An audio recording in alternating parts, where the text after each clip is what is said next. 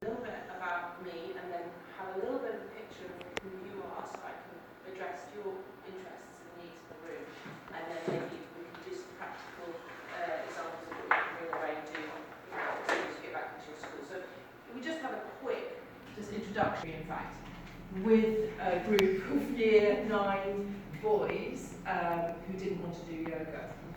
You can picture it, I think all of you can. So I was asked to come into our local comprehensive in Somerset, rural Somerset. Most of them would rather be driving a tractor or playing football than at school in the first place, let alone with a yoga mat with me in the room. So I spent about 6 months talking to them like, well, clearly this is something that could help you. What can I do to make it fun, to make it engaging for you, to make it interesting for you? So it's probably my toughest customers that I've ever had. What are the kind of challenges that are facing you in the classroom today in terms of behaviour or mental health? Just a quick kind of popcorn. Anybody actually can answer this question? Yeah. Probably exam stress and pressure. Right. And I think the question's up because when I'm asking what challenges are you facing, you perceive that question as if one of the pupils' problems. The pupils' problems are my problems, which is quite interesting, isn't it? Because I'm actually asking you, what are your problems, But you're answering me, the pupils' problems are these, because they become our problems. They need to be our problems to resolve. So you've kind of gone through all of those 4 first questions, really. And thrive as teachers, and I would like to see children thriving. I think that's what we need. But obviously the situation is pretty dire. We know the situation, but I think it's worthwhile just educating ourselves. 1 in 6 children aged 5 to 16 have a probable mental health problem in July 21. That's a huge increase from 1 in 9 in 2017. That's 5 children in every classroom we know have a mental health problem, whatever that might be. I have kids coming to me, literally 9 years old, saying, I have depression. Can you get help with depression? I don't remember children even knowing that word when I started out. I have another child saying, I sleep 4 hours a night because I can't get to sleep. In fact, I have 6 children who say that. What is the impact of not sleeping? We all know that. Anyone who's had a baby knows that. You're grouchy, you're pissed off with everyone, you haven't got the attention span, and you're 5, or you're 9, or you're 6. Of course it's going to impact your behaviour, right? 83% of young people with mental health needs agree that the coronavirus made their mental health worse. So we know this as well, right? 1/3 of mental health problems in adulthood are directly connected to adverse childhood experience. Okay, so I worked as well, I give you the full CV because it's a bit boring, but I worked as a yoga therapist in the closed mental health unit in hospitals in Bristol. And every single person I worked with could track their problem back to something that happened before they were 16. Yeah, I'm surprised it's that low because Yeah. all adults, but the parents that we work with, like teens and family, that kind Before they're 16 or 17, to support them in their well-being. Don't worry. Then that is seen as a blueprint for the rest of their life. Where they are at when they're 16 is more or less where they will be for the rest of their life, unless there's some intervention.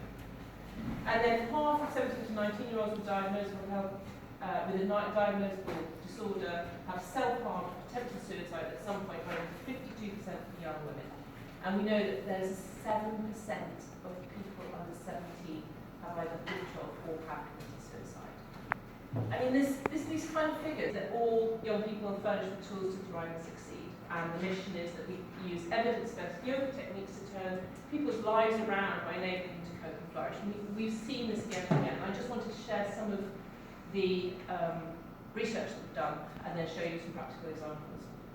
So what we do is we literally teach teenagers yoga, and we teach teens to teach each other. So we have an ambassador scheme, which I love, and it's just my passion at the moment. We developed it about 3 years ago, where young people, as part of Duke of Edinburgh, can become an ambassador of yoga, and then they go back to their school and they teach yoga. Either that, or they just quietly in the playground say, look, come with me, we'll do this breathing thing, it's going to calm you down. Or they can just use it on the spot. And that has been incredibly powerful. Incredibly powerful. We were asked to speak at House of Commons last Monday. I don't say that very often. It was the third time. And I brought 3 teenagers that time, 3 ambassadors. And every single person in the room was crying at the end because they're all the MPs. And it was quite moving actually. Because they were telling them how one woman says, teach adults to teach teenagers. So we teach people like you to go into the schools and bring these kind of techniques. One course is a 5-day course and one that's a 10-week online course, which is the most popular one. And we've taught 2,000 people in the UK to deliver that. Yeah, so this is our reach. 30% of the secondary schools now offer yoga. 1 million young people under the age of 18 are now doing yoga.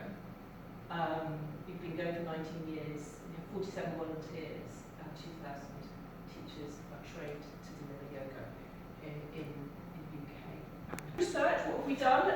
Hippocampus was probably our most impressive research. That was a 2-year funded project with a few other charities and the University of Salamanca in Spain, where we reached 800 disadvantaged young people in 5 countries and the staff. So I trained 5 people to go out and train staff and kids in yoga. And then the program ran for 2 years and then we researched the outcomes. So I'll show you the outcomes in a minute. Another program was the Yoga Girls Can program, which was funded by Sport England, who, by the way, are very supportive if you're looking for money.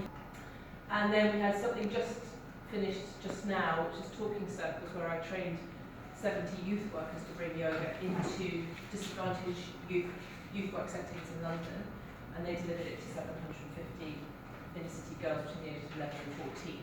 And that was called Talking Circles because they wanted to come away from the word of yoga, because many, particularly black population, Caribbean population, find, if they're in kind of evangelical Christian communities, find yoga a little bit kind of contrary to their belief system. So we just called it Talking Circles, and we created a specific program out of that. And the key findings were completely clearly increased perception of well-being. All of them felt they felt better, reduced stress, increased social cohesion. Now, this is something that we were surprised to find. But the typical thing we would have is boys or girls saying, you know, the people that I don't like, it doesn't matter anymore. Like, the person I didn't used to like very much, that girl, you know, I remember vividly one of the boys telling me this, it doesn't seem to matter anymore, I don't like her. And that kind of thing can have a very big impact on bullying and just behaviour and cohesion in the classroom, feeling good, you know. Increased quality and quantity of sleep. So we talked about that. Like, what impact is that going to have if our kids are actually sleeping? Yeah. And I leave that with you. You know, in terms, we have a lot of people working in boarding schools, and the difficulty in sleeping in a boarding school and how that impacts. And increased focus and learning is probably the most interesting outcome of all, and that's something we'd like to research a little bit more. So this is just a general. It's not as clear as I'd like it to be, but the quantitative analysis we did on the 800 kids across 5 different countries was, as I say, increased well-being, reduction in stress, and reduction in sleep-related problems. So that's probably the most interesting picture, where they felt they could self-regulate and connect with others in a more conscious way. So it's quite an extraordinary set of outcomes, really. And this is another one we did with BBC. I don't know if you've heard of those of you working in primary school, that lovely programme, Ouch, and Fan Brothers, yeah. So they came and did a lovely research project with us, where they had a singing group, a control group, and a yoga group, and they got them to spit, and they measured the cortisol in the saliva, which is a very, you know, convincing scientific methodology, because cortisol is absolutely related to stress. The more cortisol you are, the more stressed you are. And they took the results and we put them in a graph like this. So what you'll see is the purple one is yoga. What they found most interesting of all is obviously the yoga was lower after, which we would have expected. Their cortisol was half of what it was in the other groups. So why is that? They were like, we don't have the answer, obviously, but what our perception was either the anticipation of relaxing, or that the baseline was dropping week after week after week after week. This was the third week they were doing it. Probably one of the most exciting and most visual ones. There's an academy in Nottingham, I don't know if any of you know it, and one of my students is the SLT there, one of the SLTs. There's 75 kids between 11 and 18, mostly boys. And they measure behavioural incidences, which I think most schools do, in the autumn term of 2019. That's the top graph. Then they introduced lunchtime yoga, 10 minutes every day, and then they measured the behavioural instances, same group, following year. And it had dropped, in some cases, by more than half, even before they did the yoga, which corroborates the previous results in terms of the cortisol. Yeah? So the cortisol's dropped before they've even done it. The movement, a little bit of breathing, a little bit of relaxation. Literally 10 minutes. We have time for that. We have time for that. To just show you a little bit about what that means, what we do. It's a magical intervention that can have such an impact. But do get in touch if you're interested. So if you just, well, it's so let's just sit. I like to take my shoes off, which is good today because of the samples. So I'm going to take so if you feel comfortable, close your eyes. Many people don't feel comfortable doing that, so just look down at your desk. And I want you to just notice what's going on with the breathing. So, breath in, and long breath out. When we breathe out really long, that tells our body that we want to relax. That's the first thing we're going to do. Do that one more time. Deep breath in.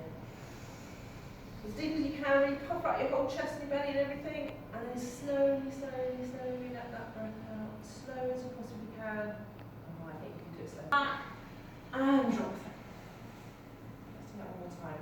Always tense, tense, tense, like you're really stressed out. Like got exact worry all over, and then relax. It doesn't matter if it's your right or your left, but if we do all the same hand, then we're not going to bump into each other.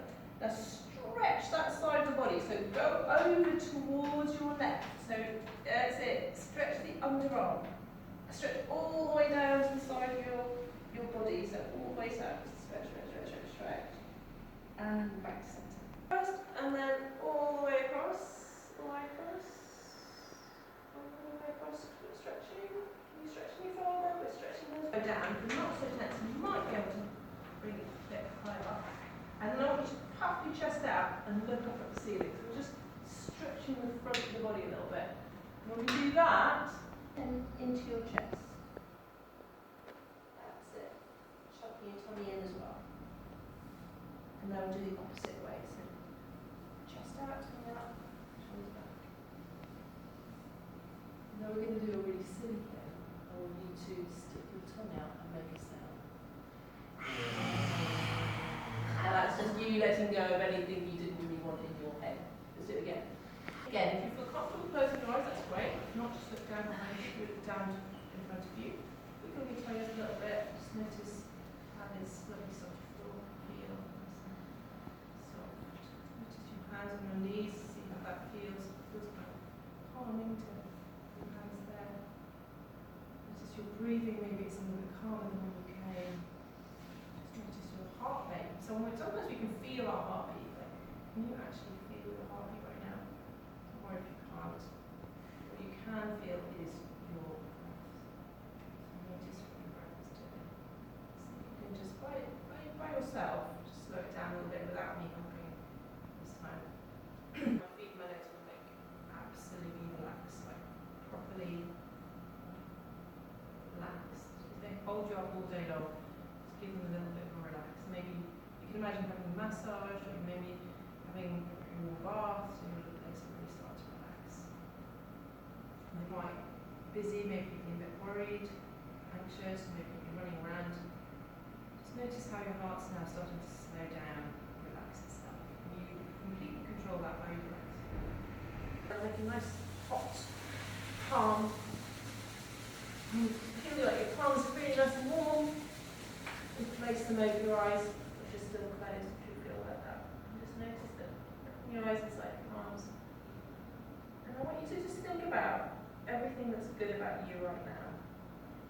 done something really nice for your body, something really nice for your mind, and calmed your mind down. And just think about that there's something about you that's just really fantastic.